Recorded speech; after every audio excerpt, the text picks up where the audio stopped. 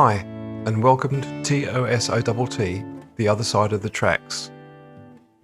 For the first 3 episodes, my voice was recorded using exactly the same condenser mic I had always used for my music, a Rode NT1, connected via a Focusrite Scarlett 2i4, that's the one with the 2 analog inputs plus MIDI, and recorded into a mono audio track on my DAW, Pro Tools. When I first embarked on my adventure of home studio music recording back in 2014, I was lucky to discover some YouTube tutorials hosted by Graham Cochran from the Recording Revolution. In complete contrast to people pushing industry hype and professional products that drained your bank account, he instead explained and actually demonstrated relevant audio results from much cheaper gear. It was a common sense approach that good enough is good enough, and it was the catalyst I needed to start to record at home using the absolute basics.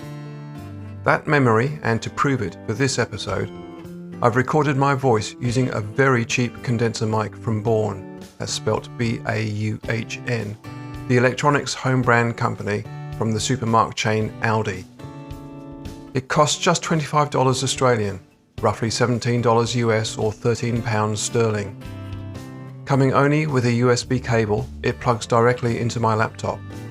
It is always automatically recognised by Audacity, the free program I always turn to for any quick audio task. When finished recording my scripted voiceover, I then export the WAV file to Pro Tools, where I usually do the episode editing, overlaying the talking with the music and other sounds, and applying some production gloss. The point of this explanation is that although the mic quality may not be as refined as the Rode NT1, there's no distortion and you can recognise it's me. More importantly, its cost was just 10% of what is considered to be an entry-level studio mic. Connection was a breeze and required no separate analog to digital converter. So if you are considering your own podcast, you could buy 2 of these very affordable but reasonable microphones, which are certainly fine for talking. Use Audacity or similar free program to craft the audio, and then release it for free using Spotify's podcast platform. Anyway, on with this show about sound effects.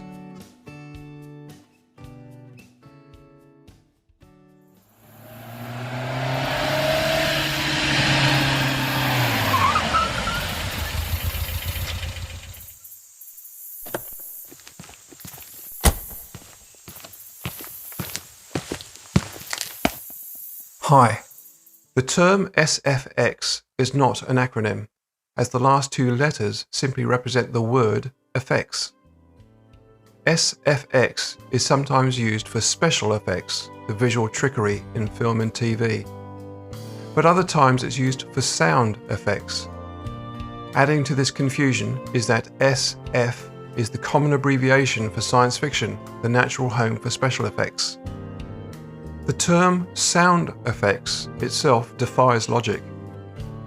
We all use digital audio workstations to apply effects to fundamentally change the audio waveform, how it sounds, whether through hardware or software. Everyday studio effects include delay, reverb, EQ, and compression. But there's also other effects like pitch, distortion, time warping, and many more. And synthesizers are a whole other subject. Another odd thing about the terminology is that natural sounds recorded live and left unchanged, such as water, wind, animals, vehicles, etc., have often been collected and made available in so-called sound effect libraries, even though they are not effects.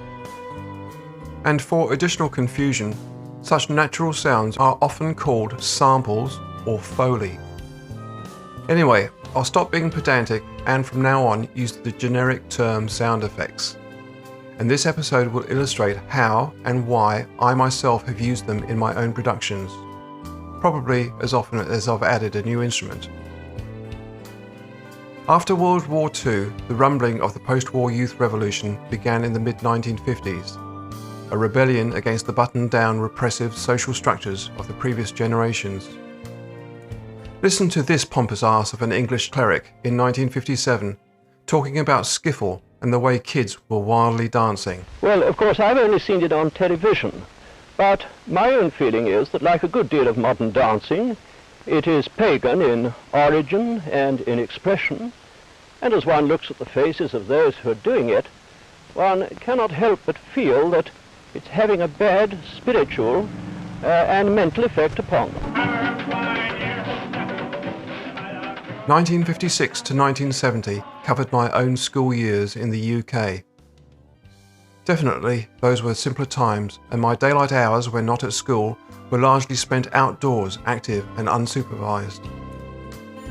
Once dinner and homework were done, the tiny black and white TV with just 2 fuzzy channels was rarely turned on, and even if it was on, then I was rarely allowed to watch it. Instead, I turned to radio as my main source of entertainment. Before the BBC finally caved in and began to play pop music, most of my radio listening involved variety and comedy shows. It was in these shows that music and sounds were used separately or together to dramatise the spoken word, to enhance story atmosphere, and sometimes used just for comedy effect. The Goon Show is my earliest memory.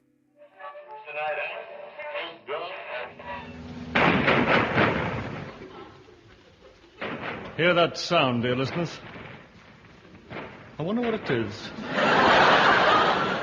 It was El Alamein, 1942.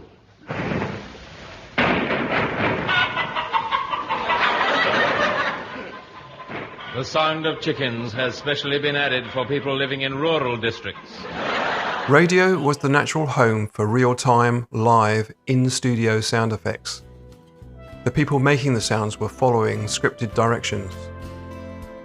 Jack Foley was the pioneering film sound effects artist who recreated things like footsteps, doors opening and shutting, all while watching the screen and matching the noise making with the pre-recorded visual action. Foley artists are still used in film and TV, but usually now only for complex things like fight scenes, because discrete individual sounds, if required, are more easily copied from sound libraries, and these sound clips provide the sound engineer with more control to place and enhance them in the soundtrack. I'm guessing that both radio and film are the possible origins of the term sound effect, in which one sound was used to fake another.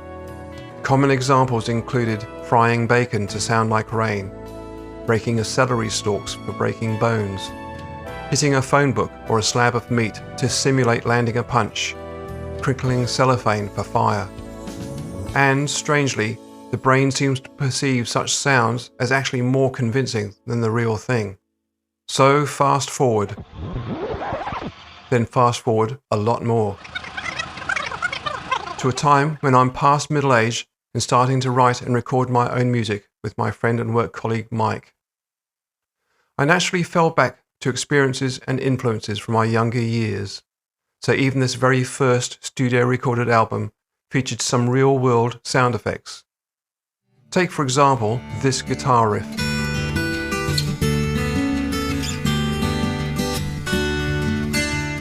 By itself, does it paint any story scene in your mind? I doubt it, even if you knew the title. It certainly didn't for me. The title was Ferry to the Island. But now, what do you infer if there are some real-world sounds included to provide some context for the song? Here's the opening few seconds.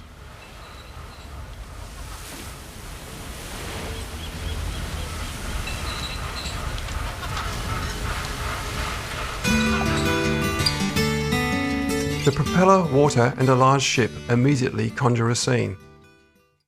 For this particular collage of sounds, I had rented several relevant videos from the local Blockbuster store, inched through each tape and dubbed any useful audio from the VCR player to my Tascam Studio 4-track mixer, which recorded to cassette at double speed to minimize tape hiss. That original audio tape has long since been thrown away, so those captured elements can't be played for you. But it was surprising how little audio I could find that did not include dialogue or background music. Anyway, it was 2002. We were recording our album in a commercial studio. The studio engineer dubbed my handful of sound effects from my tape machine to his disc, sliced and diced them, and then blended them together for the track. The first random collage worked fine, or I should say good enough. From memory, the DAW being used was Logic on Windows. just before Logic became Apple only. None of my songs are pop songs about falling in and out of love, scenarios for which sound effects would offer little purpose. Mind you, I do remember one great example in the pop song Leader of the Pack by the girl group The Shangri-Las in 1964. A revving motorbike set the scene of forbidden love between a nice girl and a leather-clad rebel. Later in the song, there were sounds of that motorbike crashing, implying that the young love story had ended in tragedy. My own songs are lyric-heavy stories, so what better then than to use sound effects to set the scene and provide context without the need for any extra lyrics. The sounds we hear can have an immediate and powerful impact. If you heard something growling outside your window, your body and mind would instinctually go on alert. You might even need a change of underwear. Mind you, such impact is somewhat reduced when listening via phone speakers or earbuds in noisy surroundings. When being used within a song, you first have to imagine what sound effects would fit sonically and be appropriate. Then finding and auditioning the right sounds is a task in itself before editing and accentuating just the parts you want. 12 years on from that first album, a new friend, Martin, and I embarked on a new one entitled Prescient. For both of us, this was our first home studio recording and production project. No longer constrained by the financial or time constrictions of a commercial studio, our horizons and options were now limitless. Other than the huge learning curve, I had a fantastic sense of freedom to explore, research, and experiment. I think it must have been the new sonic world that Martin brought to the table, with his electric guitar sounds and loops from Apple's Logic, that pushed me to extend my own boundaries. Interestingly, unlike Ferry to the Island on the first album, sound effects on this new album were generally introduced towards the end of songs rather than the start, thereby expanding the themes rather than introducing them. The first attempt was on Colours Fade, my own song about the environment. While the lyrics had not mentioned any specific animals at all, the only sounds I knew would be easy to find and that any listener would instantly recognize would be those of the whale and the wolf. By sheer luck, once I had found and applied them, I realized that they both sounded extremely mournful, and this helped to underscore the sadness of the song and the implication these animals were being hunted to extinction and their habitats polluted and destroyed. Here are both those animal sounds on their own.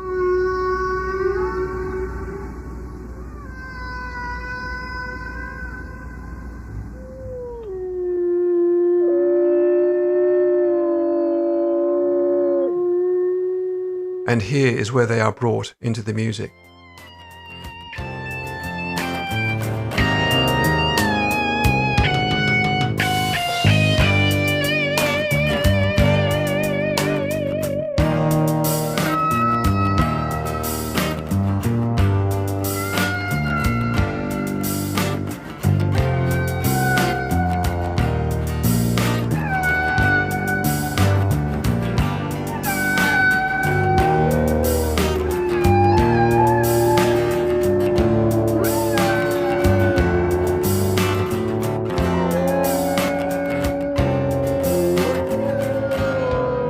It was just good luck that my MIDI lead guitar was very close in tone to the whale sound, allowing one to blend easily with the other. One reviewer, in fact, thought the guitar at that point was being skillfully played by me to sound like crying. Ha, I wish. The second instance from this album was for Martin's song Running from Red.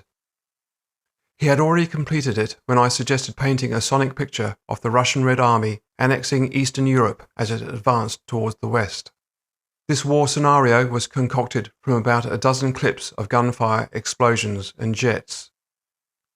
One particular hurdle I struck was that all the tanks featured in the sound libraries were far too modern and sounded too smooth, and nothing like the ominous clanking from all the World War II movies I grew up watching, and was epitomized in that final chapter in Saving Private Ryan.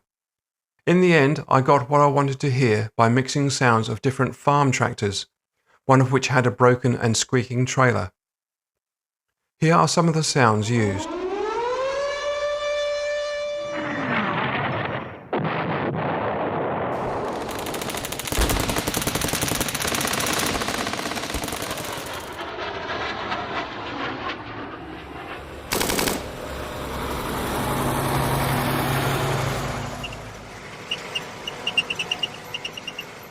And here is the collage as the song itself closes. But brother, you and I know you gotta keep your head when you're running from red. Running from red. Running from red. Running from red. Running from red. Running from red. Running from red.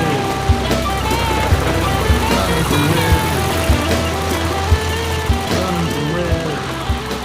You may have noticed that the sounds move from one side of the stereo to the other, giving an impression of a battle in motion. Unfortunately, in retrospect, the panning should have been from right to left, as if you were looking at the map of Europe to emulate the Russian advance from east to west.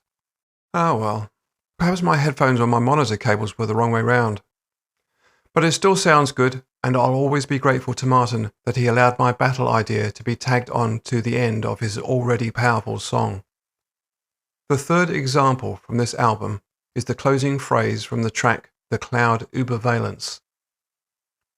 This track followed the album's plea for us all to interact more with each other and turn off our personal devices in order to escape the digital cloud.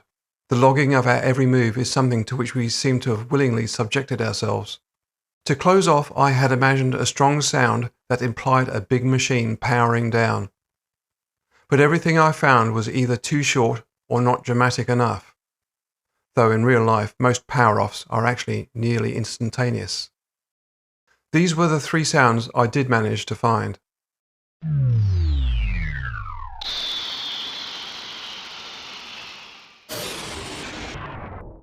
And here are those three clips, stacked, extended or shrunk to the same duration, pitched lower, and EQ'd to accentuate the low end. We agreed that this concocted artificial sound effect was so good that it should be the last thing heard on the album. This in itself caused the track to be tagged as part 3 and placed last, and all the other tracks reshuffled to suit. So one sound effect by itself determined the whole album's track order. By the way, I also use this sound effect to close off each episode of this podcast. Now forward another 5 years to my solo album, The Flat White Album. Without conscious intent or effort, I really went to town with the sound effects, and I'll be referencing 10 relevant tracks where their contribution had a significant impact. Sound effects may be a turn-off for some, but I've provided some relevant comments about them from Logan Ellis, a commercial reviewer for this album. I think his singling out of the sound effects is partially because he felt they added something of real value. But also I feel that, with him being aged around 30, he just wasn't as used as me to the concept of sound effects to create atmosphere. The first example is the C-bomb. No, not that swear word. The capital C of the title represents climate, our big existential issue. The track starts with a mashup of climate-denying statements by different right-wing politicians and taken from several news sources. Here are just two. All of this with the global warming and that, and a lot of it's a hoax. This is coal. Don't be afraid. Don't be scared. These sound bites were set against discordant singing I had imagined to be like the keening of the world when faced with such powerful stupidity. Well, first of all, I'm not a believer in global warming. I'm not a believer in man-made global warming. It could be warming and it's going to start to cool at some point. This is coal. Don't be afraid. Don't be scared. It's coal. It was dug up by men and women who work and live in the electorates of those who sit opposite. What we want crystal clear, clean water, right? Everybody. We want beautiful, right? We want beautiful air to breathe. We want safety. Other than that, that's what we want. The climate changing has always been changing. There's never been a time when the climate hasn't been changing. It's not a crisis. The climate's been changing forever, and it will always change. The next example is the track Old Love. It's a rare song for me to have only one guitar and one voice. I felt the sparse arrangement would be lifted if the start and finish were filled with birdsong, which is something we all recognise, offers its own intrinsic beauty, and sets a peaceful, reflective vibe.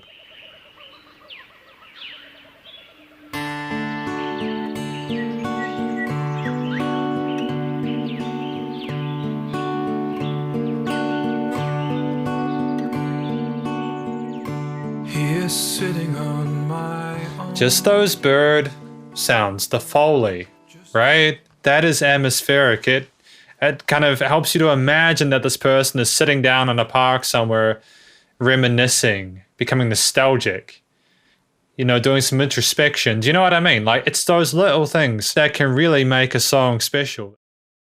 The third example is Bubble Boy.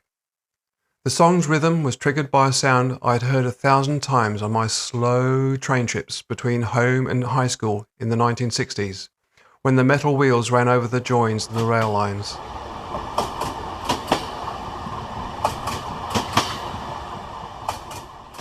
This was a time before the rails were continuously welded and smooth. I also used a recording of heartbeats. Original? No, but it filled a purpose. Train and heartbeats felt to me like journeying through life. I had to adjust the sounds a little to consistently match the song's tempo and also to fit with each other.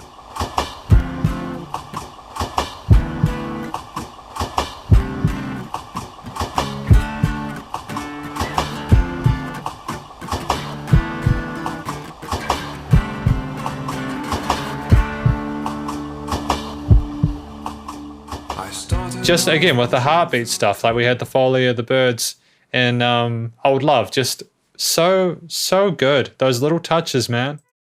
Down Here is a humorous piece of Australiana intended to fill the void left by Rolf Harris, the cheeky and popular purveyor of Australian light entertainment before his disgrace and imprisonment.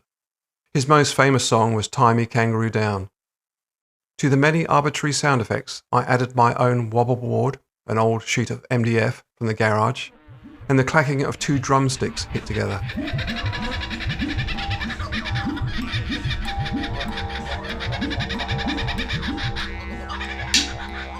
We love living in Australia. We love living down here. The rest of the world is second. String theory uses sailing and the strength of ropes as metaphors for relationships. So maritime sounds open and close the song.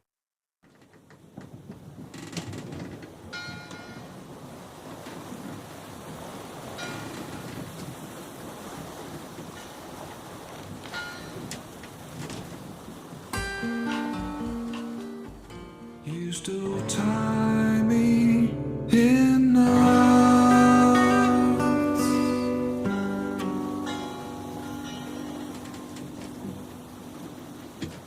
Just how he finished it. It's like he knows that that's the best way he could finish that song lyrically. And he just has that Foley at the end. It's great. It's a mood. It's an atmosphere. It's important. Hamster Wheel, my 6th example, has lots of very short sounds, including phones and the beeps of social media notifications, to accentuate the song's message about the incessant and soul-crushing pace of life. The sounds were used percussively and made to fit with the song's rhythm. Here's the middle break, which uses car horns to try and impart the frustration and tension of traffic jams.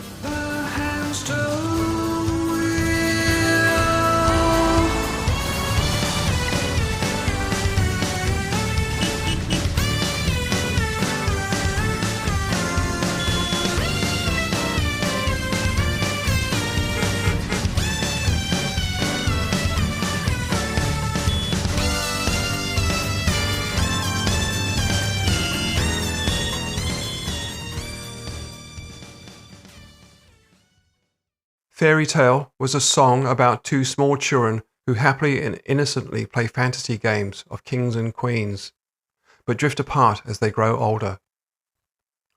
I felt that the fairy tale vibe would be more recognizable by using the sound of a very young boy and a girl at play, laughing and giggling. But, oh boy, did that take a long time to find. I mean, just one boy and one girl? There were certainly plenty with 2 kids of the same gender, or multiple kids, or the really common one of overexcited kids in a playground.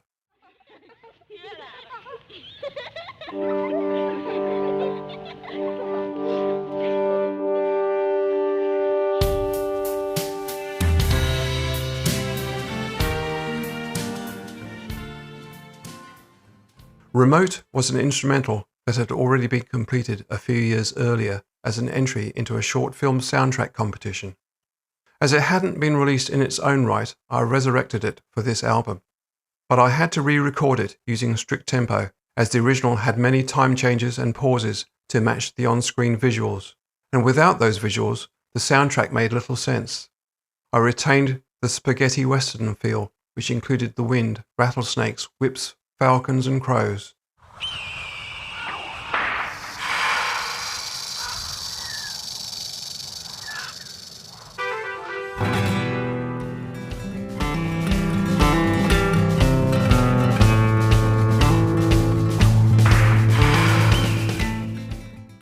The second last example from this album is 6 Degrees. This arose from a family holiday in Sri Lanka in 2017. 6 Degrees North was the name of the villa we rented on an Indian Ocean beachfront. This holiday had a huge impact on me. Having come from the relative prosperity and low population of Australia, I was overwhelmed by the widespread poverty, crowds, rubbish and pollution, but also by contrast amazed by the apparent happiness of the Sri Lankan people and their openness and welcome to us, seemingly rich foreigners. I was never able to find words to capture those many wildly different thoughts and feelings, so what eventually emerged was an instrumental. But I attempted to open with a collage of sounds to paint a picture of our arrival, the assault on the senses, and, finally, some peace by the ocean. The soundscape consists of 9 source files split into 24 clips to give the impression of the plane arriving, a cavernous airport building, our emergence into the bustling streets, and tuk-tuk taxis. And then, finally, the ocean and the blessed quiet calm of the villa, allowing the introduction of the laid-back, simple musical arrangement.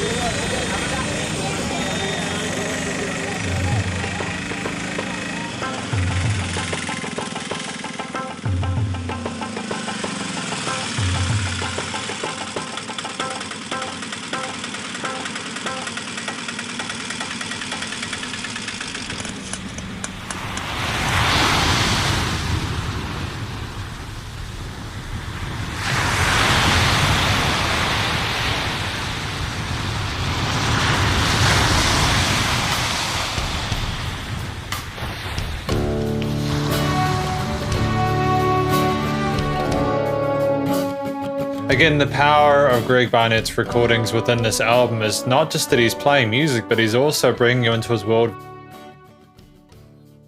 The last example I'll give from the Flat White album is Agincourt.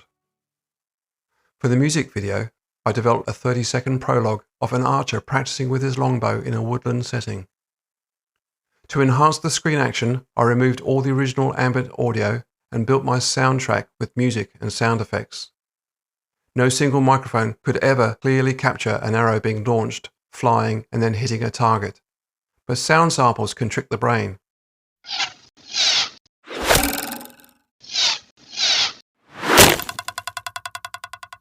Here is that complete archery scene.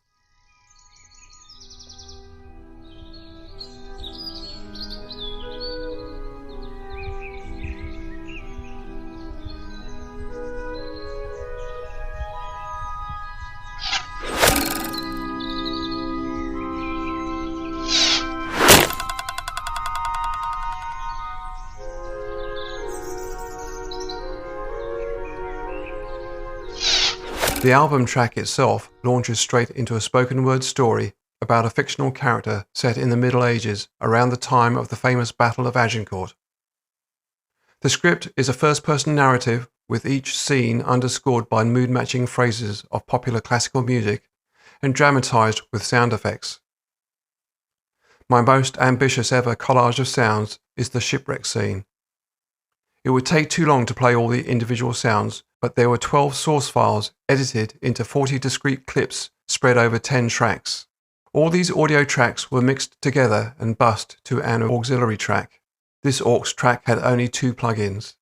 Firstly, a low-pass EQ automated to roll off the top and high mids to simulate the change of sound when your head goes underwater. And secondly, a compressor, sidechain activated by my vocal to keep the spoken narrative intelligible above the stacked background sounds. The brain has odd quirks. One barely notices if the same sample has been used repeatedly, as long as such occurrences are not immediately adjacent. This is very handy if only a few sounds can be found. Here's the shipwreck scene around the 2-minute 20 mark.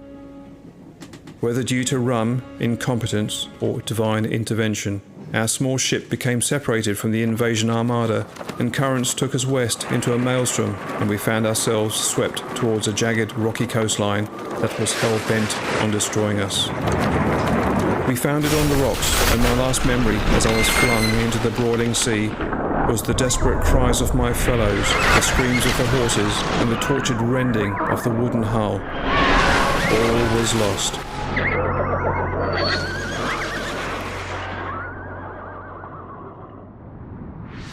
I came to on a darkened beach with the wild sea breaking around. This is such a tremendous amount of effort to put into an album. Not only has Greg Barnett put 30 songs onto an album, he has also put this amount of effort into this audio experience. It's so easy to imagine that you're a part of it. I continued the use of sound effects on the very next album, Not All It Seems Redux. Likely to be my last album ever, it neatly closes the circle, being the home studio reimagining of that very first album back in 2002. And I'll end the episode with one last example. One, I promise. I had the idea of giving one of the songs, Gonna Getcha, a spiritual Pentecostal holy roller feel, but could only find a couple of suitable sound samples. My friend Martin found a couple in his Apple Pro Logic library, and I got him to send them. I also asked him to provide alternate versions tuned to a third and a fifth above, as Logic seems to do a much better job than Pro Tools in this regard, where, in my experience, the basic pitch plugin struggles to maintain a believable human sound for any interval of more than 2 to 3 semitones. And so, from just a handful of suitable human voices, I built my own library of snippets to suit chords in the different song sections. Here are some of the resulting clips to be used as backing vocals behind my own pulpit performance as the preacher.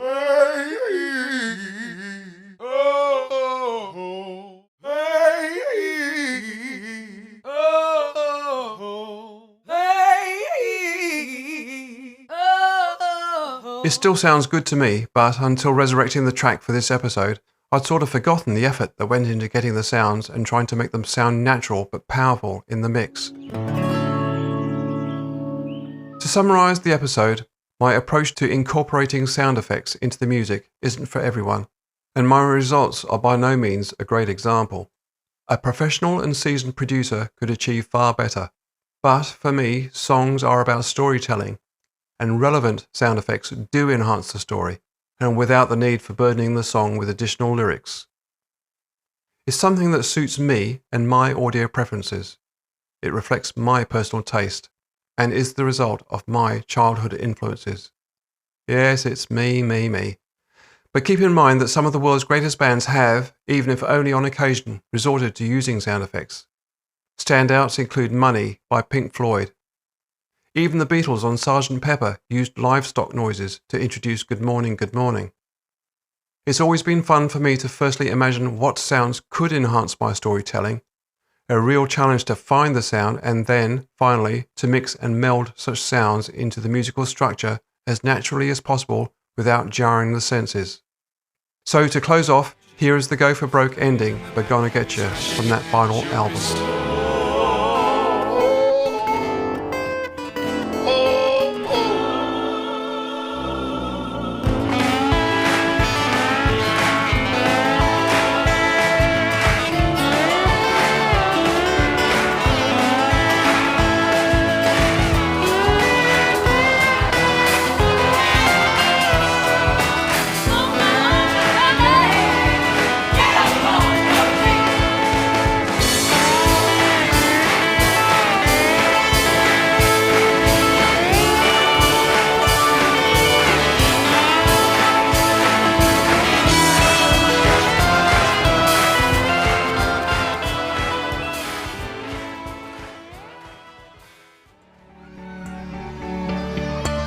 Thanks, that's all for now.